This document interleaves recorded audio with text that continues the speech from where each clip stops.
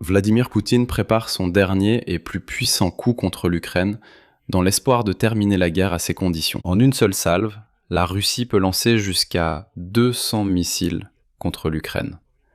Alors que dans toute l'Europe, il y a une pénurie d'intercepteurs pour la défense aérienne. C'est ce qu'écrit aujourd'hui l'Institut pour l'étude de la guerre, c'est aussi ce qu'écrit l'analyste militaire Konstantin Machovets, et c'est également ce qu'affirme le président ukrainien Volodymyr Zelensky. Ils sont tous d'accord pour dire que l'offensive russe de l'été à l'automne sur l'agglomération Slaviansk-Kramatorsk dans le Donbass a échoué. Mais ils donnent aussitôt une prévision assez inquiétante. Le Kremlin prépare encore une dernière poussée stratégique pour l'automne-hiver 2026. Dans le même temps, l'Institut de Washington pour l'étude de la guerre constate en fait que Vladimir Poutine a vu une chance de briser l'Ukraine cet hiver. En utilisant précisément ce déficit d'intercepteurs patriotes, la guerre, à cause de cela, se prolongera jusqu'en 2027. Mais après cela, il pourrait y avoir une accalmie, car ce sera la dernière poussée du Kremlin, après laquelle il n'y a plus aucun sens stratégique à poursuivre les hostilités. Dans cet épisode, nous allons analyser toute la situation, des prévisions analytiques jusqu'aux chiffres concrets concernant les missiles qui sont déjà évoqués aujourd'hui. En gros, je vous le dis tout de suite, il ne faut pas paniquer outre mesure, mais nous allons examiner de la manière la plus objective possible la situation actuelle et ce que le Kremlin pourrait précisément planifier dans le cadre de la poursuite de la guerre. Je m'appelle Alexei Petchy. Examinons ensemble ce sujet, mais avant de commencer, je vous demande de vous abonner à cette chaîne YouTube. Nous approchons la barre des 300 000 abonnés, donc je vous serai reconnaissant pour chaque abonnement. Là, tout de suite, avant que nous commencions, vérifiez. S'il vous plaît, sous cette vidéo, êtes-vous abonné à cette chaîne YouTube? Peut-être que vous regardez depuis longtemps, mais vous n'êtes toujours pas abonné. Cliquez sur le bouton s'abonner dès maintenant. Alors l'analyste militaire Konstantin Machovets a écrit un long article qui mérite vraiment l'attention. Selon lui, Vladimir Poutine a misé sur une guerre d'usure, à partir de 2023 environ. Mais le plan du Kremlin de gagner la guerre d'usure a échoué pour deux raisons principales. L'impossibilité de couper l'aide militaire et financière de l'Occident à Kiev, et le refus de la Chine de participer plus activement à l'agression russe. En fait, Vladimir Poutine espérait vraiment que tout l'Occident suivrait l'exemple de Donald Trump et arrêterait l'aide à l'Ukraine. Mais l'Europe ne s'est pas arrêtée. Ou alors, il comptait sur le fait que l'Europe, au moins, réduirait l'aide militaire et l'aide financière, et mettrait l'Ukraine dans une situation où l'aide existe en apparence, mais qu'elle est clairement insuffisante pour poursuivre la guerre défensive. Et dans ces conditions, l'Ukraine sera simplement obligée d'accepter un accord qui sera totalement avantageux pour le Kremlin. Et j'ajouterai de ma part que c'est justement pour cette raison. Au ministère des Affaires étrangères de la Fédération de Russie, ils ont déjà déclaré à plusieurs reprises au cours des 2 dernières semaines que, selon eux, c'est l'Europe qui a choisi de poursuivre la guerre, parce qu'elle a décidé de continuer à soutenir l'Ukraine avec de l'argent et des armes. Autrement dit, par ces déclarations, ils révèlent en fait leur véritable intention. À leur grand regret, l'Europe n'a pas abandonné l'Ukraine. Elle continue de la soutenir, accorde des lignes de crédit, et ainsi de suite. Mais, comme l'écrit Konstantin Machovets, au lieu de reconnaître l'échec de cette guerre d'usure, la Russie prépare une nouvelle et dernière percée stratégique.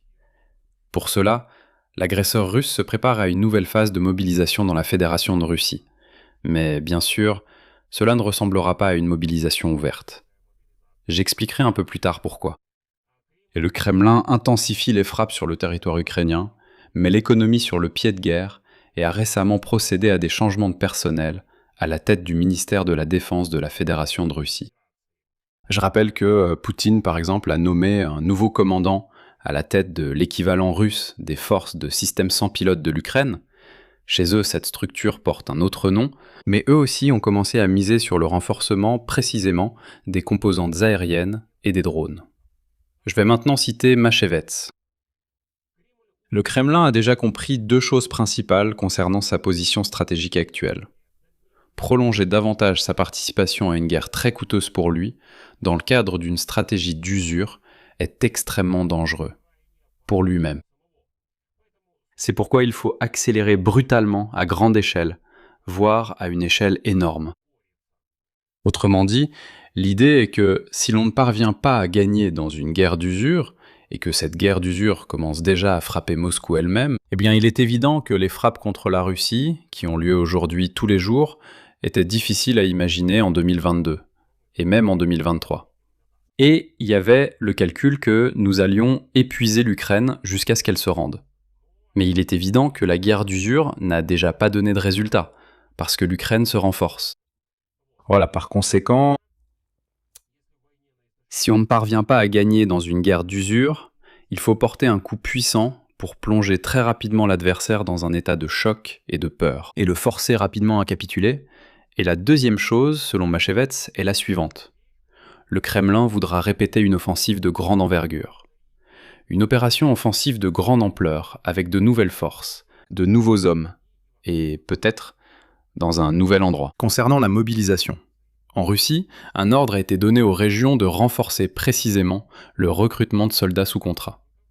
Et ils ont déclaré clairement, soit vous trouvez vous-même 409 000 Russes prêts à aller mourir en Ukraine, soit la mobilisation sera annoncée, car il n'y a pas d'autre choix. Et à ce jour, ce qui est officiellement connu, 56 régions de Russie paient déjà de l'argent non pas aux soldats sous contrat eux-mêmes, mais aux recruteurs de soldats sous contrat, c'est-à-dire aux chasseurs de tête. Et dans certaines régions, ces paiements aux recruteurs ont été multipliés par 10. Donc il n'est pas exclu que d'ici octobre, ils réussissent quand même à attraper assez de Russes à ce rythme pour ne pas annoncer une mobilisation générale. Ou alors, ce sera comme à Penza. Vous vous souvenez de ces images ? Tout le monde commence déjà à les oublier. À oublier comment là-bas, ils attrapaient vraiment les hommes dans les rues. Mais ils le faisaient de manière plus discrète, plus locale, pas à l'échelle du pays entier. Et c'est pourquoi tous les Russes, en quelque sorte, ont regardé ces images, puis les ont oubliées. Dans ce contexte, la prévision de l'Institut de Washington pour l'étude de la guerre semble même plus dure que celle de l'analyste ukrainien Machevets. Selon les données de l'Institut d'études de la guerre, le dictateur russe Vladimir Poutine ne va pas engager de négociations et va prolonger la guerre jusqu'à l'année prochaine.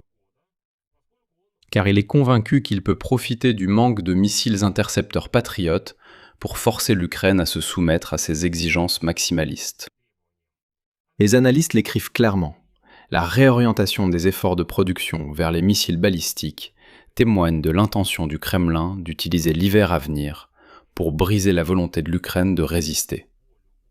C'est-à-dire cet hiver, précisément. Et il faut vraiment souligner ici que les Russes mettent actuellement l'accent maximum sur la production de missiles balistiques, parce qu'ils comprennent que l'Ukraine n'a tout simplement rien pour se défendre contre les missiles balistiques. Ensuite, une citation du rapport de l'ICW. Le Kremlin estime qu'il peut exploiter la pénurie de missiles intercepteurs en Ukraine pour éviter d'avoir à engager des négociations substantielles ou à faire des concessions sur ses exigences maximalistes. La récente réduction drastique des livraisons de systèmes antimissiles Patriot contribuera à prolonger la guerre jusqu'en 2027. La logique de Vladimir Poutine, selon les analystes, est la suivante. La Russie peut gagner une guerre d'usure seulement si les troupes russes conservent l'initiative et continuent d'avancer sur l'ensemble du théâtre des opérations, tout en bombardant les villes et les infrastructures ukrainiennes.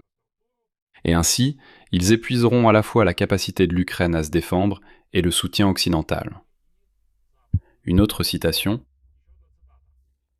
Le manque de missiles patriotes donne à la Russie la possibilité d'infliger de très graves dégâts à l'Ukraine pendant l'hiver à venir. Par conséquent, cela contribuera à retarder des négociations sérieuses et à prolonger la guerre. Dans le même temps, l'ISW prévoit une direction d'attaque précise. La Russie attaquera de plus en plus activement l'infrastructure énergétique de l'Ukraine pendant l'hiver. Et dans les prochaines semaines, elle commencera des frappes massives contre le secteur énergétique, en particulier à Kiev, dans le but de contrecarrer les efforts de l'Ukraine pour renforcer ses zones énergétiques. Suite. Voici maintenant les chiffres précis concernant les missiles, qui font que toutes ces prévisions ne relèvent plus de la théorie, mais décrivent déjà ce qui se passe.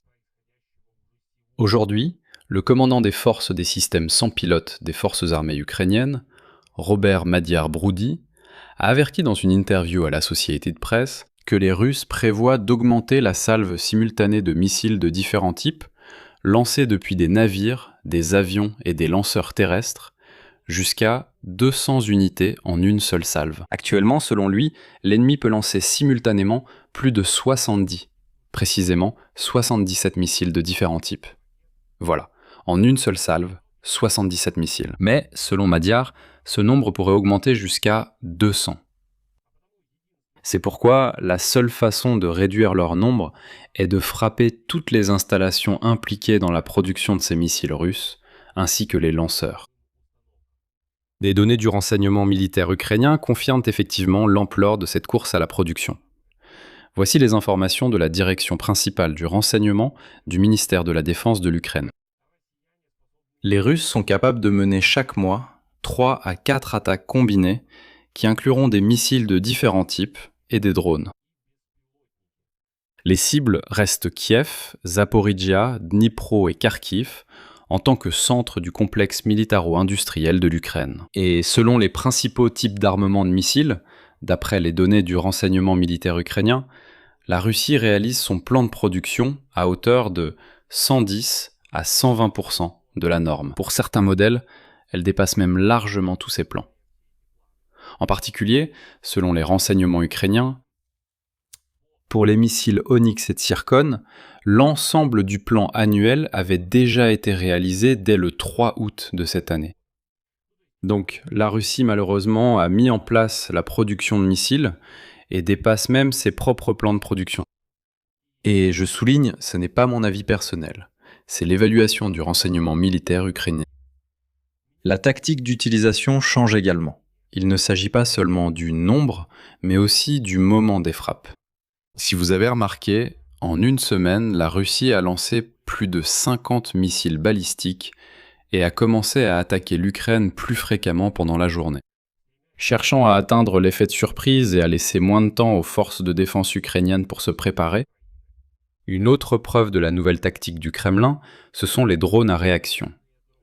Le porte-parole du commandement des forces aériennes des forces armées ukrainiennes, Yuri Ignat, a déclaré ce qui suit. En juillet, la Russie a utilisé 5 fois plus de drones à réaction qu'en juin.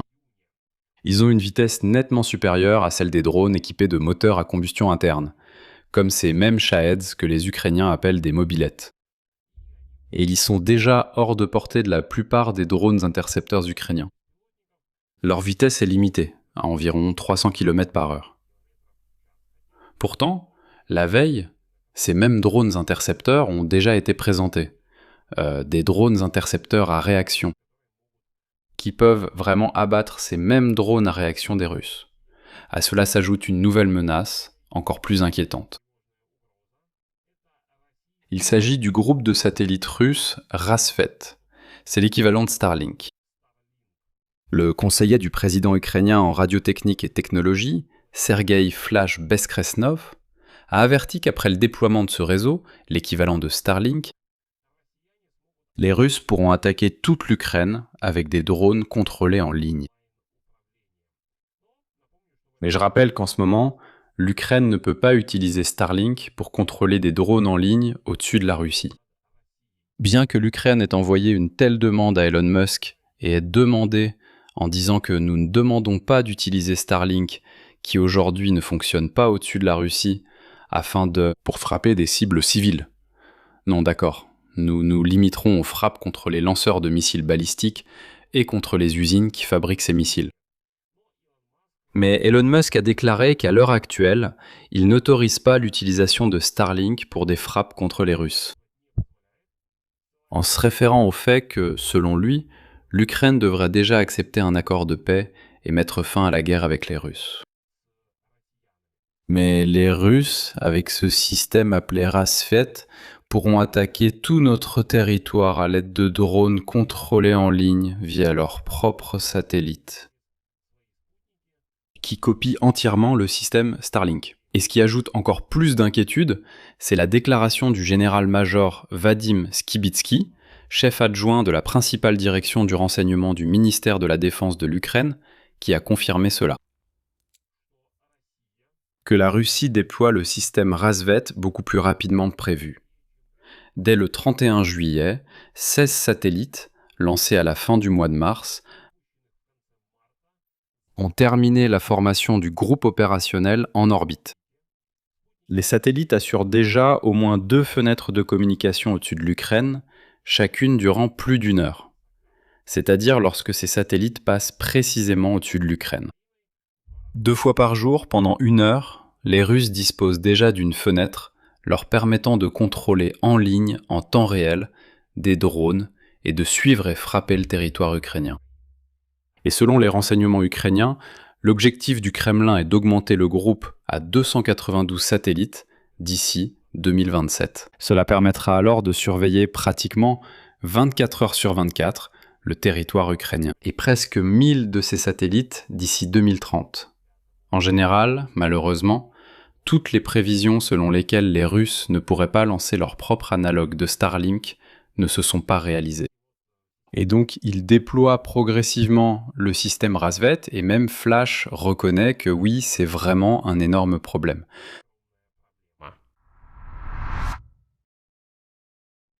Eh bien maintenant, discutons des vrais problèmes de l'Ukraine à cause de tout cela. La situation est compliquée en ce qui concerne la défense antimissile balistique de l'Ukraine. Le seul système dans l'arsenal ukrainien contre les missiles balistiques est le Patriot, dont les intercepteurs sont cruellement insuffisants. Il est révélateur qu'à un certain moment, l'Ukraine a complètement cessé d'annoncer publiquement combien de missiles la Russie utilise lors des attaques. C'est un changement qui en soi montre à quel point cette information est sensible. Et dans les derniers rapports, les forces aériennes des forces armées ukrainiennes ne disent pas combien de missiles ont été lancés, ni combien de ces missiles ont été abattus. Ils ne parlent que du nombre de drones. Et malheureusement, il faut noter qu'auparavant, il y avait des informations selon lesquelles les forces aériennes des forces armées ukrainiennes ne pouvaient abattre aucun missile balistique, parce qu'il n'y a tout simplement pas assez de missiles intercepteurs. Selon les sources ukrainiennes, l'Europe elle-même manque également de missiles. Les Alliés ne peuvent physiquement pas combler le déficit ukrainien en missiles Patriot, car ils sont eux-mêmes limités dans leur stock. Quant aux Américains, comme vous le savez, ils ont épuisé leur propre stock. Et tout ce qui sort de la chaîne de production est immédiatement envoyé pour combler le déficit de l'armée américaine, et non celui de l'Europe. C'est pourquoi les Européens gardent même ce qu'ils ont pour eux, car ils craignent d'en avoir eux-mêmes besoin un jour. Et parallèlement, la Corée du Nord continue d'armer la Russie avec des missiles balistiques, les KN-23 et KN-24, dont la dispersion est globalement très importante. Et si vous vous souvenez, en juillet, il y a eu un épisode où, près de Kryvyi, un missile balistique nord-coréen est tombé sur une maison privée, tuant toute une famille. Il s'est avéré que ce missile s'est écarté de sa cible de 15 km et a frappé cette maison d'habitation. Et voici les dernières nouvelles à ce sujet. Volodymyr Zelensky a personnellement confirmé à la fois l'ampleur de l'escalade et sa nature, en commentant une nouvelle attaque nocturne, cette fois le 11 août. À Kherson et à Kharkiv, des sous-stations ont été touchées, il y a des coupures de courant, des frappes ont également eu lieu dans la région de Donetsk, de Dnipropetrovsk et de Mykolaïv. En plus des missiles, plus de 120 drones ont frappé l'Ukraine, dont la plupart étaient justement des Shaheds à réaction. Et maintenant, je vais citer Zelensky. Chaque action de la Russie, l'augmentation de la production de missiles balistiques, le recours aux moyens nord-coréens, la préparation à la mobilisation, tout cela montre que Moscou ne se prépare pas à la paix, mais à l'escalade. Et il faut réagir pour la paix dès maintenant, il ne faut pas attendre. Il faut plus de pression par les sanctions, notamment sur les entreprises qui travaillent pour la guerre russe, plus d'aide à l'Ukraine en matière de défense aérienne.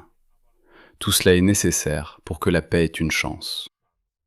Et dans le contexte de la menace de nouvelles frappes, je rappelle que Volodymyr Zelensky a déjà appelé le 5 août les autorités locales à mettre en œuvre à l'avance les plans de résilience pour la période hivernale. Parmi les principales tâches, il a cité la protection des infrastructures critiques, la garantie d'un nombre et d'une qualité suffisant d'abris, ainsi que le renforcement des capacités antibalistiques de l'Ukraine. Donc l'hiver sera évidemment difficile, mais si l'on en croit les analystes, pour le Kremlin, il pourrait aussi s'agir d'une dernière poussée stratégique, après laquelle ses capacités seront fortement réduites et perdront leur sens. Parce que le Kremlin ne supporte plus non plus une guerre d'usure, cela devient également difficile pour lui. C'est pourquoi ils misent sur le fait de porter un dernier coup dévastateur selon eux à l'Ukraine et de forcer l'Ukraine, d'ici le printemps, à presque signer une capitulation. Encore une fois, je ne veux pas dire qu'il faut se lamenter, dire que tout est perdu, rien n'est encore perdu. Il est évident que la guerre continue. Malheureusement, elle ne se terminera pas dans un avenir proche. Voilà, il vaut simplement mieux comprendre à quoi se préparer plutôt que de vivre dans des illusions trop optimistes. Et excusez-moi, je vais pas dire qui disait que les missiles allaient bientôt s'épuiser, que la Russie n'avait plus que 10 missiles, 20 missiles. Non, ils en ont. Et comme l'a déjà dit le chef adjoint du renseignement, ils en ont même en surplus. Malheureusement, les Russes sont en avance. Ils dépassent même leur propre plan de production de ces missiles. C'est pourquoi ils vont miser sur des frappes massives contre les villes ukrainiennes avec ces missiles. Donc je vais m'arrêter là. Les amis, n'hésitez pas à écrire votre avis et vos conclusions dans les commentaires sous cette émission. Abonnez-vous à cette chaîne, mettez un like à cette émission et n'oubliez pas d'appuyer sur la cloche. Et les amis, si vous souhaitez soutenir le travail d'une chaîne YouTube indépendante pour continuer à recevoir ce genre d'informations, ouvertes sans aucune illusion, vous pouvez soutenir cette chaîne financièrement. Grâce à n'importe quel don via les liens et les coordonnées dans la description de cette vidéo, ou en devenant sponsor directement sur la plateforme YouTube. Sous cette vidéo, cliquez sur le bouton Sponsoriser et choisissez l'option de soutien qui vous convient le mieux. C'est tout pour aujourd'hui, prenez soin de vous, à bientôt à tous.